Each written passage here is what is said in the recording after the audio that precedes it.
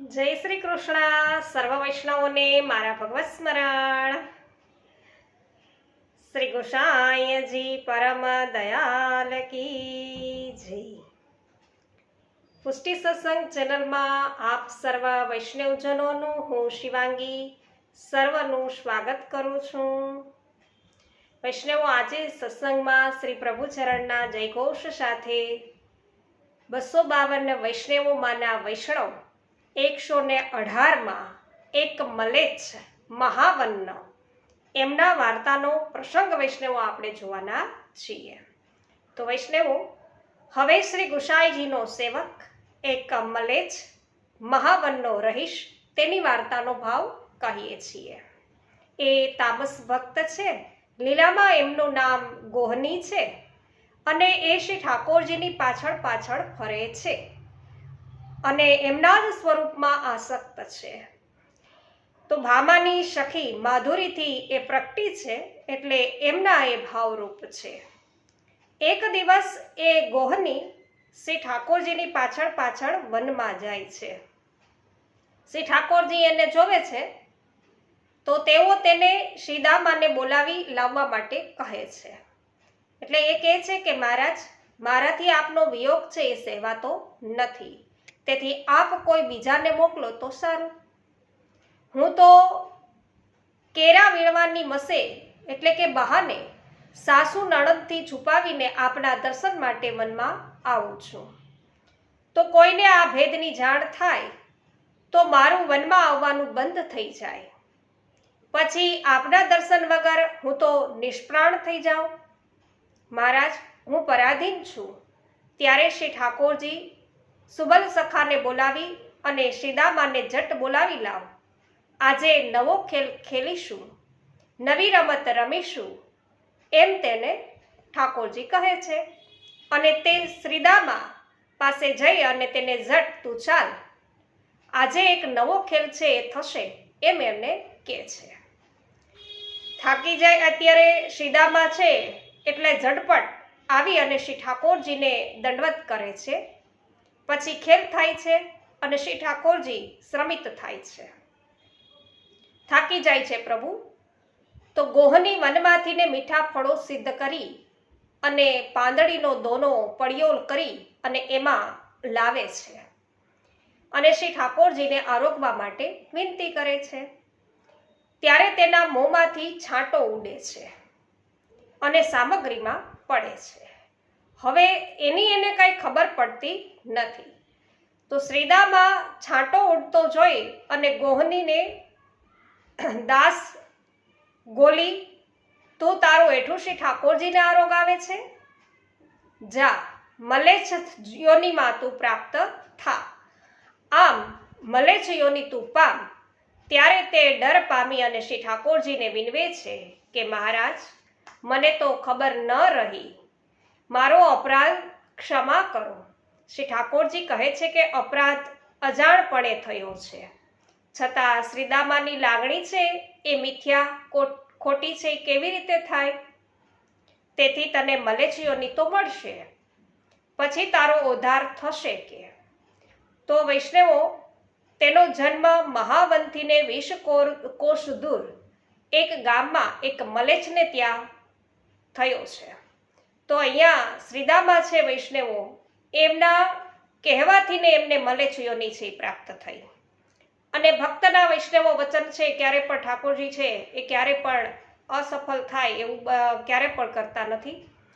તો 18 વર્ષની વયે તેના માતા પિતા આ શ્વાસની દુનિયા છોડી અને જતા રહે છે અને પછી તે મહાવનમાં તેના કાકાને ત્યાં રહે છે.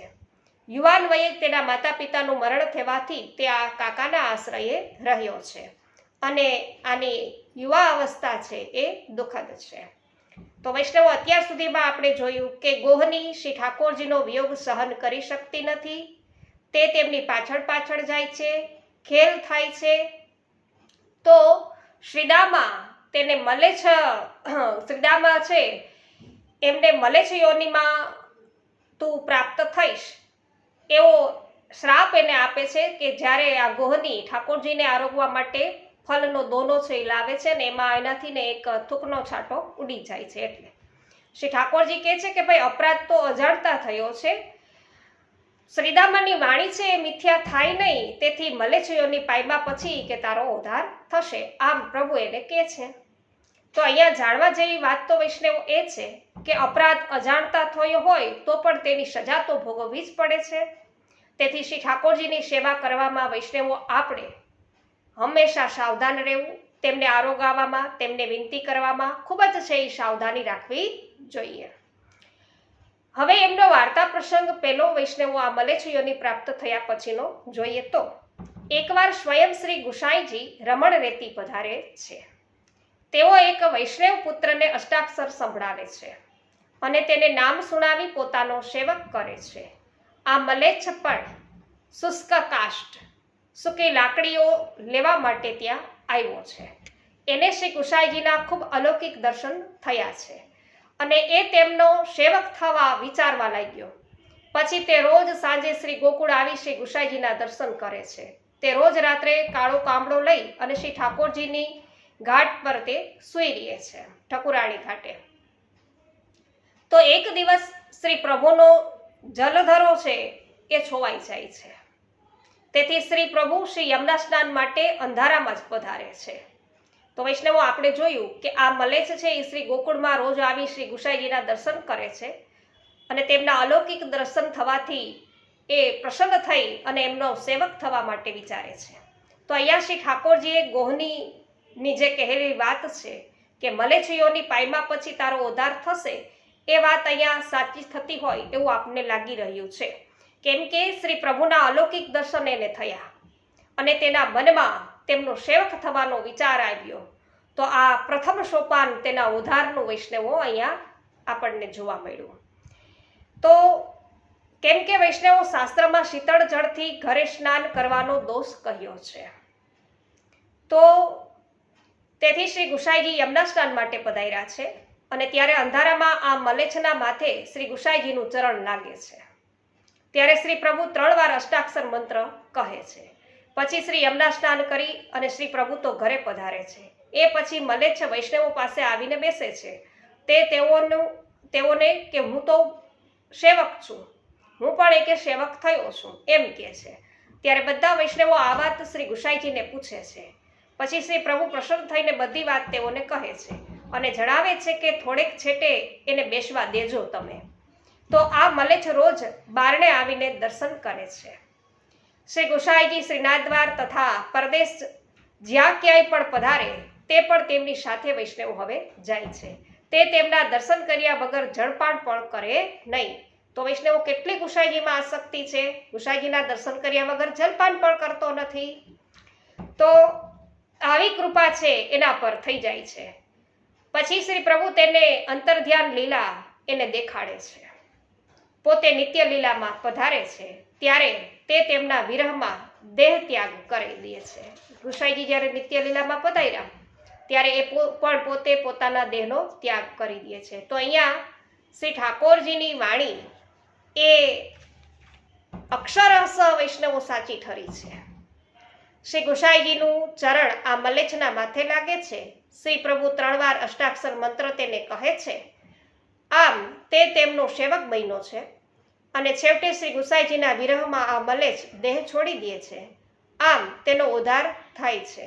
તો અહીં શ્રી ગુસાઈજીના ચરણ સ્પર્શનું અને અષ્ટાક્ષર મંત્રનું મહત્વ શું છે એ પણ આપણને આ વાર્તા દ્વારા જાણવા મળે છે. આ વાર્તાનો આશય એ છે કે પ્રભુના શ્રી ગુસાઈજીના વચન પર જે દ્રઢ વિશ્વાસ રાખે છે તેનું કાર્ય તત્કાળ સિદ્ધ થાય છે. આ મલેચ્છ શ્રી ગુસાઈજીનો આવું પરમ કૃપાપાત્ર ભગવદીય હતો. એથી એની વાર્તા તો વૈષ્ણવો ક્યાં લગીને કહીએ. આજે વૈષ્ણવો આપને આ વાર્તા પ્રસંગમાં આનંદ આવ્યો હોય, કોઈ સુંદર સારી માહિતી પ્રાપ્ત થઈ હોય તો વૈષ્ણવો અવશ્ય આ વિડીયોને લાઈક, કમેન્ટ અને શેર કરવાનું ભૂલતા નહીં. કેમ કે બધા જ વૈષ્ણવોને આ સત્સંગનો લાભ મળી શકે. તો અવશ્ય લાઈક, કમેન્ટ, શેર કરી દેજો. અને સાથે સાથે એ વિનંતી કરું છું કે અવશ્ય પુષ્ટિ સત્સંગ ચેનલને સબસ્ક્રાઇબ કરજો. કેમ કે વૈષ્ણવો નિત્ય રોજે રોજ પુષ્ટિ માર્ગીય સત્સંગો આ ચેનલ દ્વારા તમને પ્રાપ્ત થતા રહેશે. રોજ રાત્રિના 9:30 વાગ્યે લાઈવ થઈ અને ભગવદ્ વાર્તા કરીએ છીએ એમનો પણ તમને લાભ મળશે. સાથે સાથે બપોરના 2 વાગ્યે પણ સત્સંગ કરીએ છીએ લાઈવમાં, તો એ પણ તમને લાભ પ્રાપ્ત થશે. તો અવશ્ય સતત સત્સંગની અંદર જોડાયેલા રહેવા માટે પુષ્ટિ સત્સંગ ચેનલને સબસ્ક્રાઇબ કરવાનું ભૂલશો નહીં. સર્વને મારા જય શ્રી કૃષ્ણ.